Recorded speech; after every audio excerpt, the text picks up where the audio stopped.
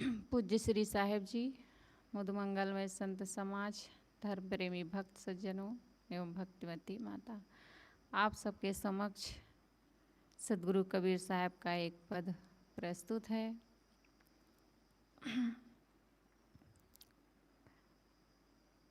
जन्म सब धोखे में खोए दिहो, जन्म सब धोखे में खोए दिहो, उमरिया धोखे में खोए दिहो। 12 बरस बालपन बीता, 20 में जाने भयो, 12 बरस बालपन बीता, 20 में जाने भयो,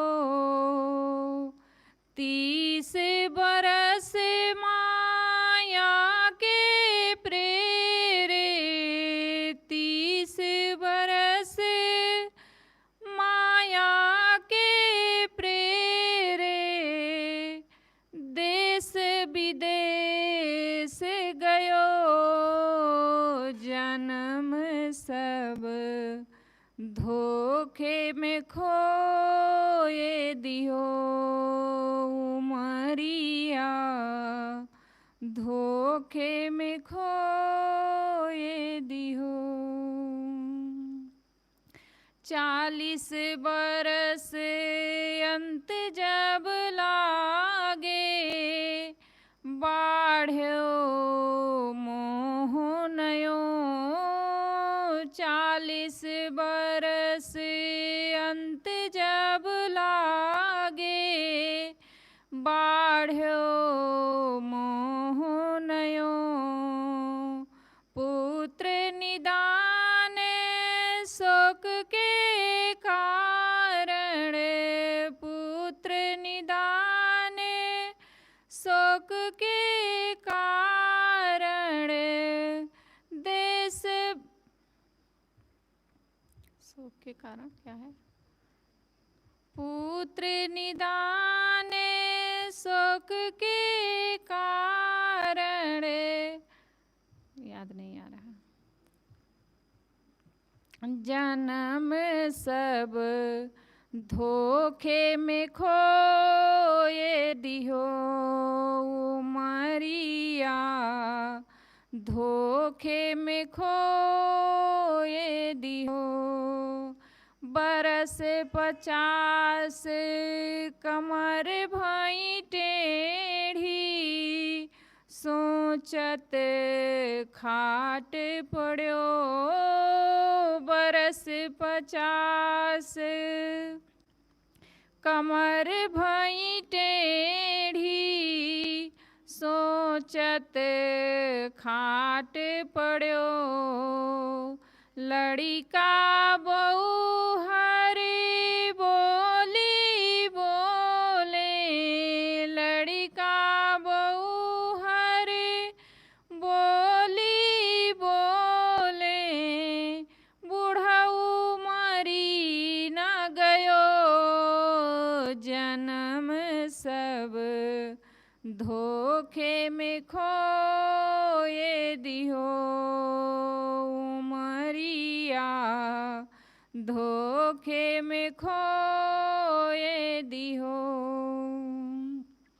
बरस 60 70 के भीतर, केस सफेद भयो, बरस 60 70 के भीतर, केस सफेद भयो, कफ पित्तवात घेर लियो है, कफ पित्तवात घेर लियो है, नैनन नीर बहो, जन धोखे में खोए दियो मरिया, धोखे में खोए दियो। ना गुरु भक्ति ना साधु की सेवा, ना शुभ कर्म कियो। ना गुरु भक्ति ना साधु की सेवा, ना शुभ कर्म कियो। कहाँ ही कबीर सुनो भाई साधो, कहाँ ही कबीर सुनो भाई साधो। चोला छूटी गयो जन्म सब, धोखे में खोए दिहो जन्म सब। धोखे में खोए दिहो मरिया, धोखे में खोए दिहो।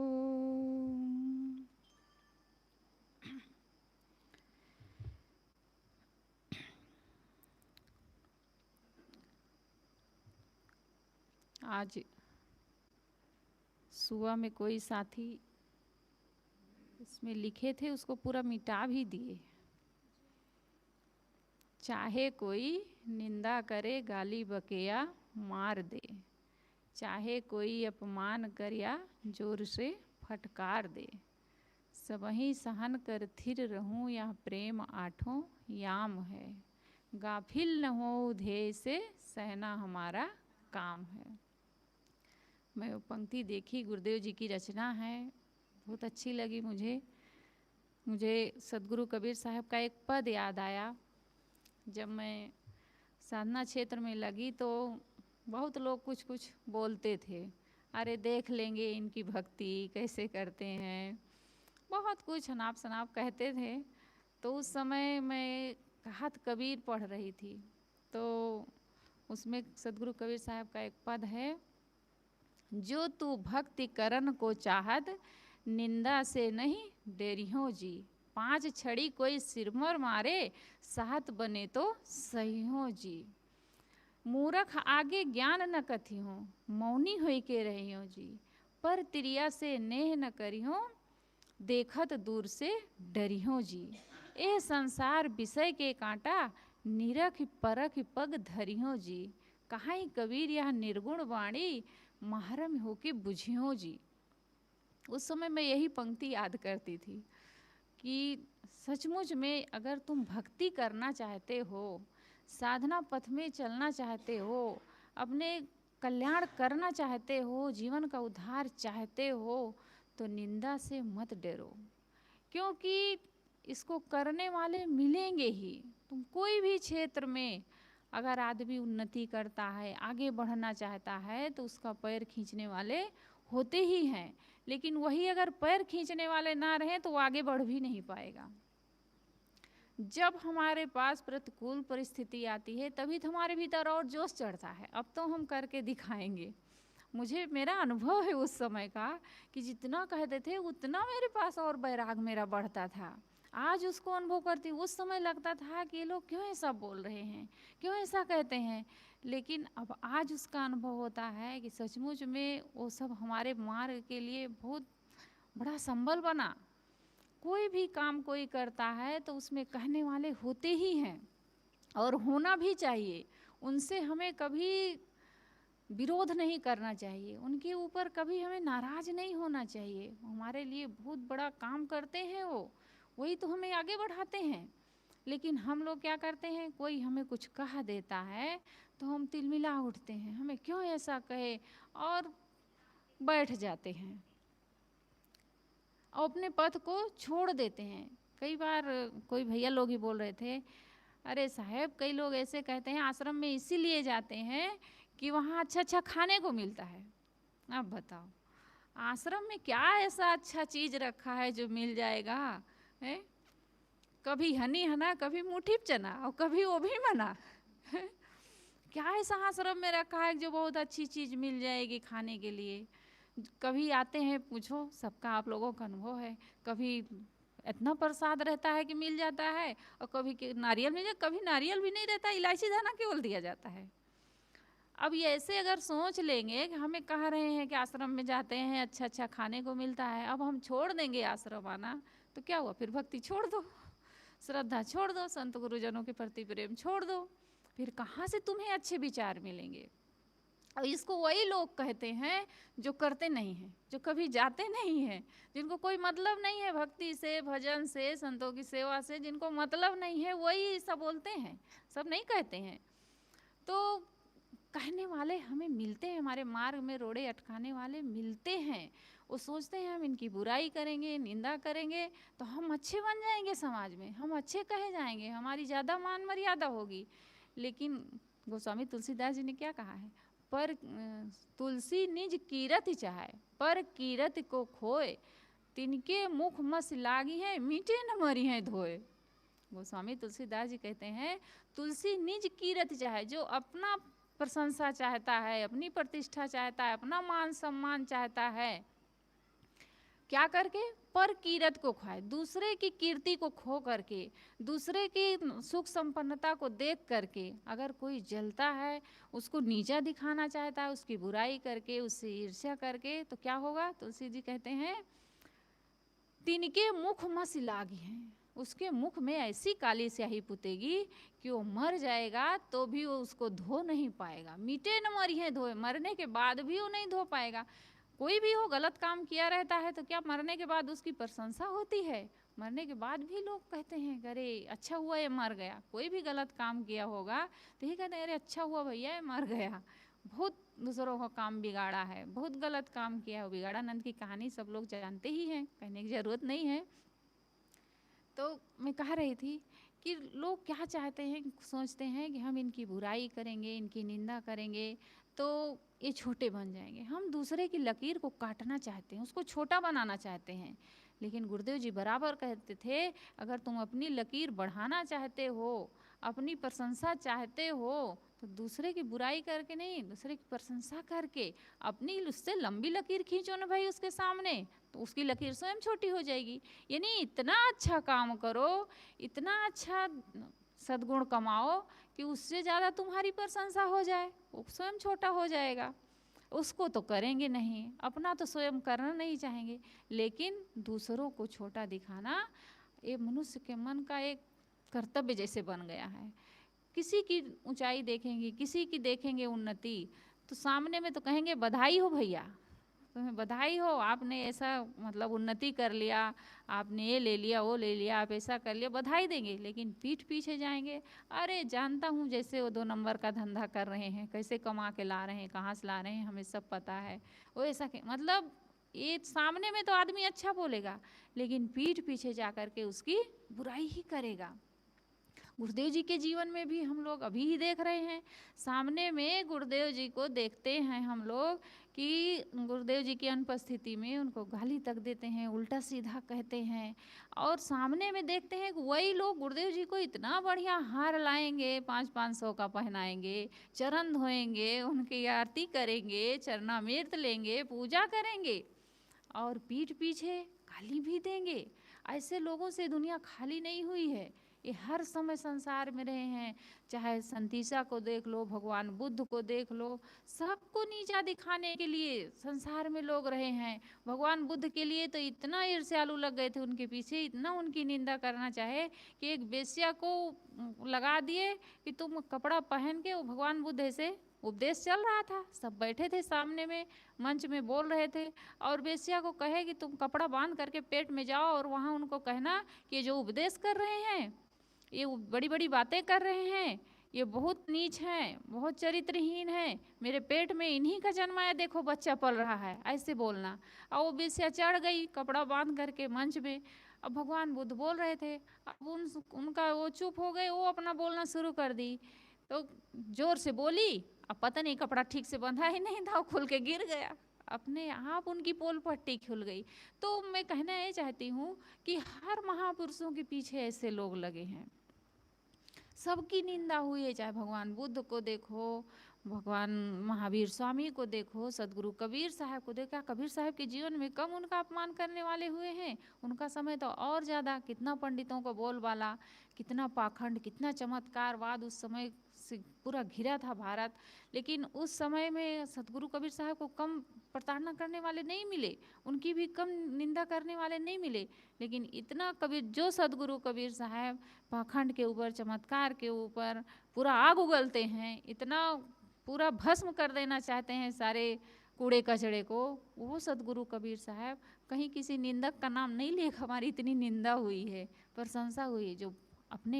जो अपनी उन्नति चाहता है, जो अपना कल्याण चाहता है, वो ऐसे लोगों के पीछे नहीं लगता है, वो अपना काम करता है, वो आगे बढ़ता जाता है।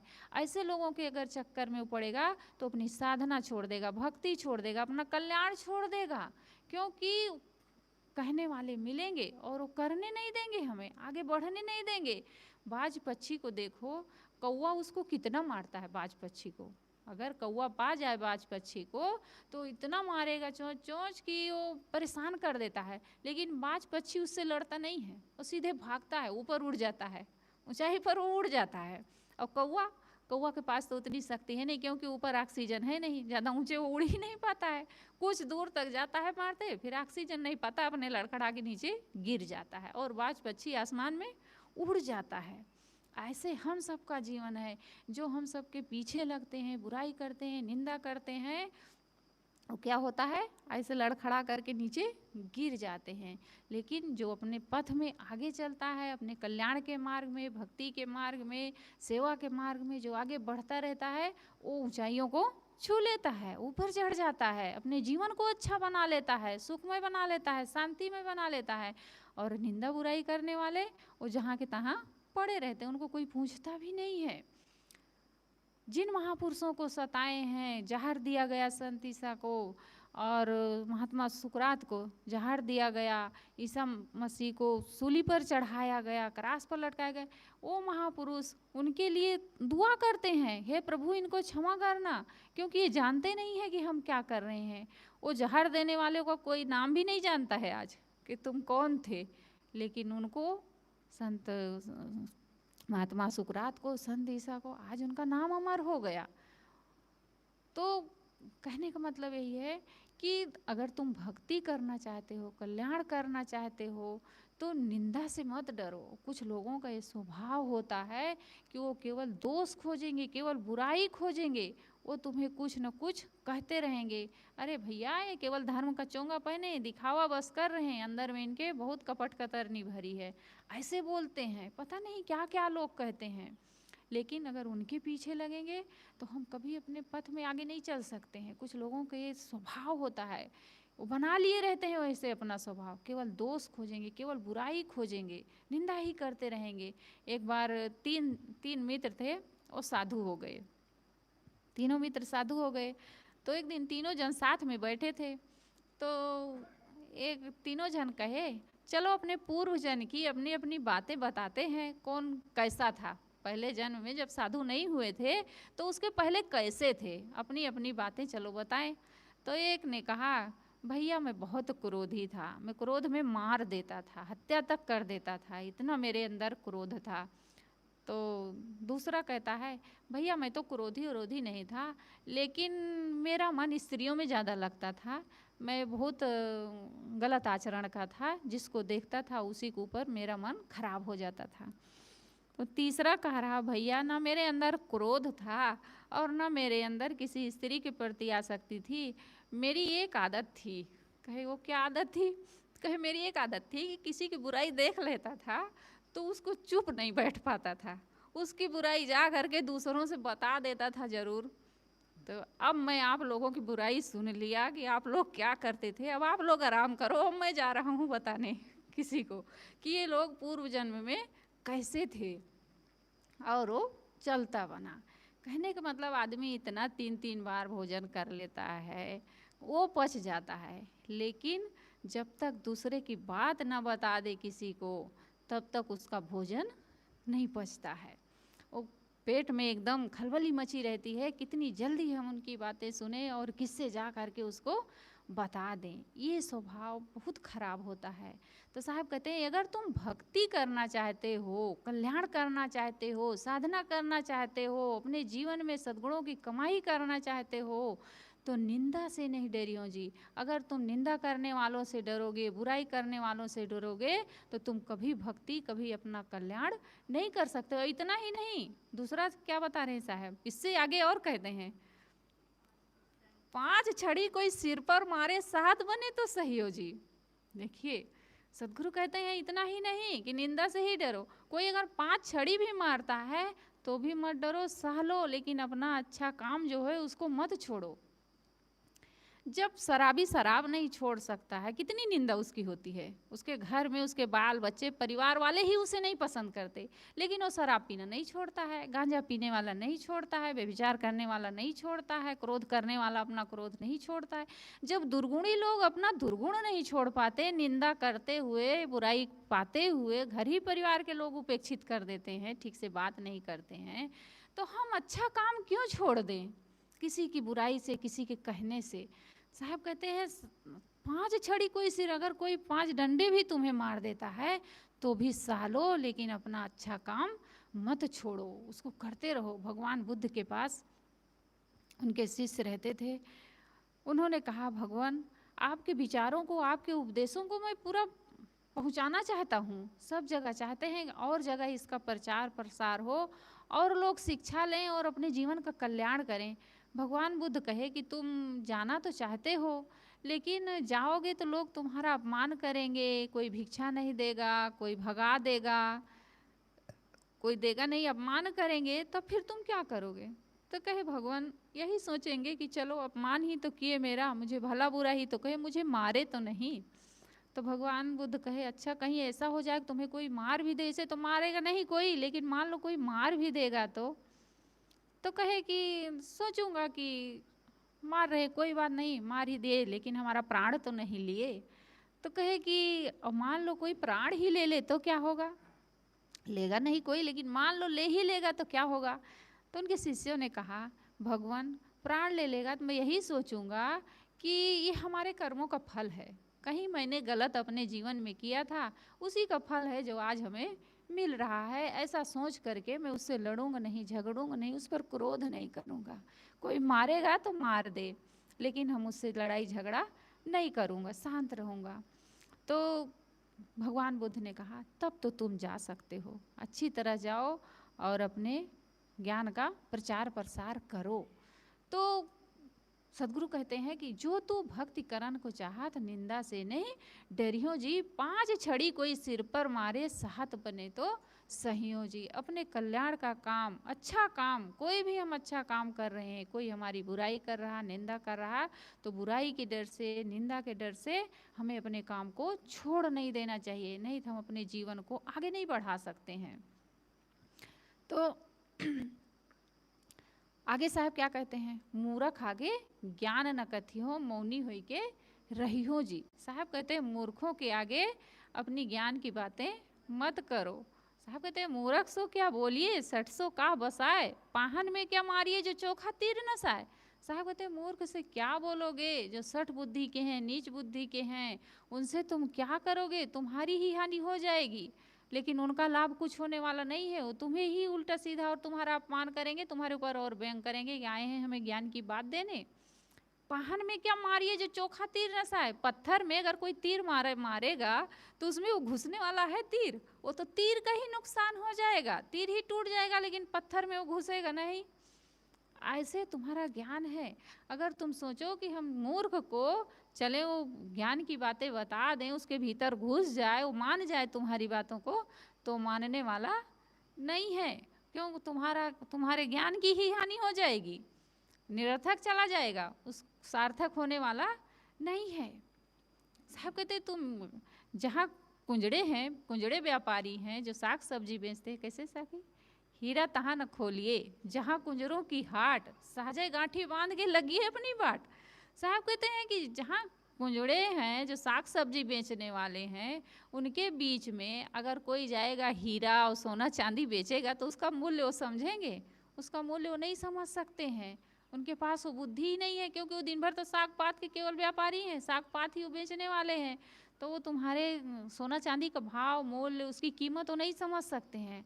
ऐसे तुम्हारा जो उपदेश है उसको अगर तुम मूर्खों के आगे चलोगे, उनको समझाना चाहोगे, तो वो समझने वाले नहीं है। मूर्ख के सिखलावते ज्ञान गांठिका जाए, कोयला होए न उजरा जो सौमन साबुन लाए। साहब कहते हैं मूर्ख के सिखलावते तुम्हारे हृदय का ज्ञान भले नष्ट हो जाए, तुम भले उसमें परेशान हो जाओ, न समझ पाए तो तुम्हें भले वो परेशान कर देंगे, लेकिन उनका लाभ होने वाला नहीं है। तुम्हारे हृदय की शांति चली जाएगी, ज्ञान गांठ का जाए, यानी तुम्हारे हृदय की जो शांति है वो चली जाएगी, तुम अशांत हो जाओगे। समझा रहे हैं, समझ नहीं रहा है। कोयला होए ना उजरा, कोयला को कोई 100 मन साबुन लगा लगा के धोए तो कभी उजला नहीं हो सकता, वो काला का ही काला रहेगा। साहब कहते हैं मूर्ख आगे ज्ञान न कथियो, मौनी हो के रहियो जी। ऐसी जगह मौन हो जाओ, लेकिन उनको समझाने के चक्कर में मत पड़ो। कोई समझना चाह रहा है, तुम्हारी बातों को समझना चाहता है, तो वहाँ तुम अपने ज्ञान के 2 शब्द सुना दो। पंडित सो बोलिए हितकारी, मूर्ख सो रहिए झकमारी। साहब कहते जो पंडित, पंडित का मतलब समझदार, जो समझदार हो उसको अपनी सद्बुद्धि दे दो, उसको 2 शब्द अच्छे शब्द सुना दो। लेकिन जो मूर्ख है उससे झक मत मारते रहो, उससे अपना रास्ता अलग कर लो। ऐसी जगह साहब कहते हैं मौनी होई के रहियो जी। ऐसे लोगों से मौन हो जाओ। वहाँ फालतू अगर बोलोगे, उनको समझाने की कोशिश करोगे, तो विवाद के अलावा कुछ होने वाला नहीं है, क्योंकि तुम्हारी बातों को समझ ही नहीं सकते हैं। पर तिरिया से नेह न करियो, देखत दूर से डरी होती। देखिए भक्ति के लिए कितना उपाय साहब बता रहे हैं, कैसे तुम भक्ति में चल सकते हो, कैसे अपना कल्याण कर सकते हो। पर तिरिया से नेह न करियो, देखत दूर से डरियो जी। पर स्त्री से दूरी बना करके रहो, उसको समझो कि वो सिंघनी है, हम उसको छू लेंगे तो हमें डस जाएगी, सर्पिणी के समान उससे दूर हो जाओ। चाहे पुरुष हो चाहे स्त्री, दोनों के लिए है कुसंगी। ऐसा नहीं है कि साहब स्त्री का नाम ले दिए हैं तो उसी को हम कहें, तो सबके लिए है कि अगर हम, चाहे स्त्री है पराय पुरुष से और पुरुष है पराई स्त्री से, कहने का मतलब कि दूरी बना करके रहो। इतना उनके घनिष्ठ संबंध मत करो कि लोगों के देखने में बुरा लग जाए। और लोग तो ऐसे ही, नज़र इतनी गंदगी भीतर भरी है, अनादिकाल का इतना कुसंस्कार भरा है, किसी से हंस हंस के 4 दिन बात कर लो, उसके दरवाजे पर जाके बैठ जाओ, बस देखो लोग शुरू कर देंगे कहना कि उनके यहाँ जा रहे हैं, जरूर कोई कारण होगा तभी तो जा रहे हैं, या वो उनके घर बार बार आते, जरूर कोई कारण होगा। ऐसा लोगों के मन में संदेह होने ही लगता है। साहब कहते पर तिरिया से नेह न करियो, देखत दूर से डरियो जी।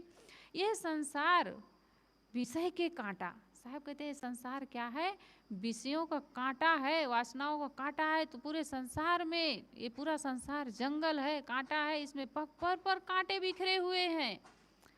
कहीं थोड़ा सावधान हुए, कुसंग में पड़े और तुम्हें जा करके दुखों में वो डाल ही देंगे। वो कांटे चुभेंगे विषयों के, वो दुख के कांटे चुभेंगे और तुम्हें फिर पीड़ा देंगे। साहब कहते हैं संसार विषय के कांटा, निरख परख पग धरियो जी। इस संसार में खूब समझ बूझ कर सावधानी पूर्वक इस जीवन को बिताओ।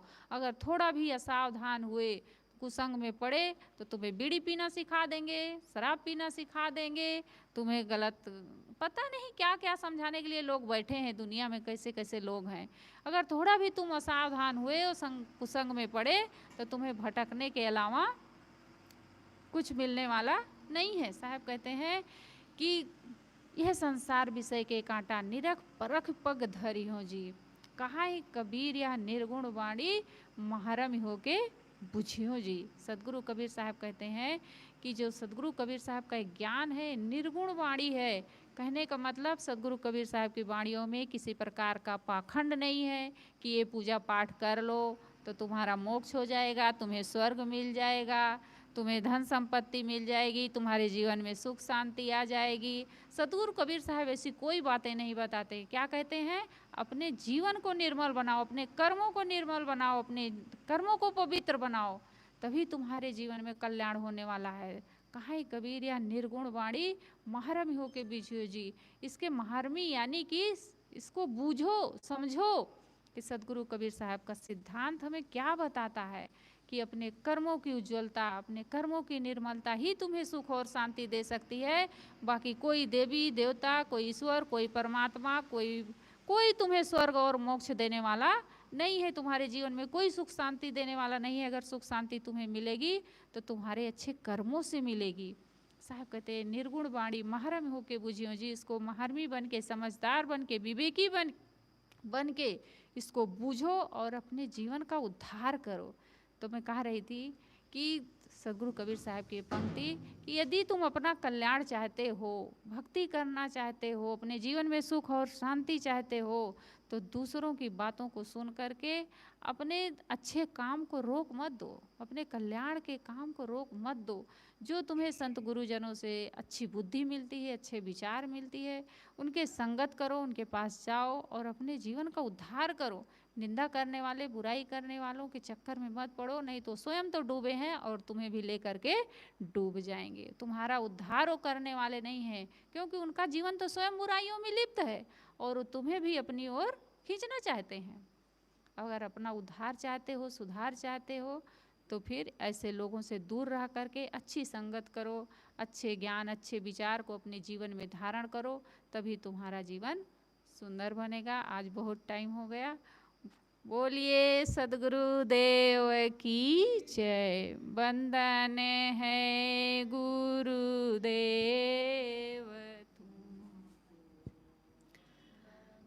है गुरुदेव।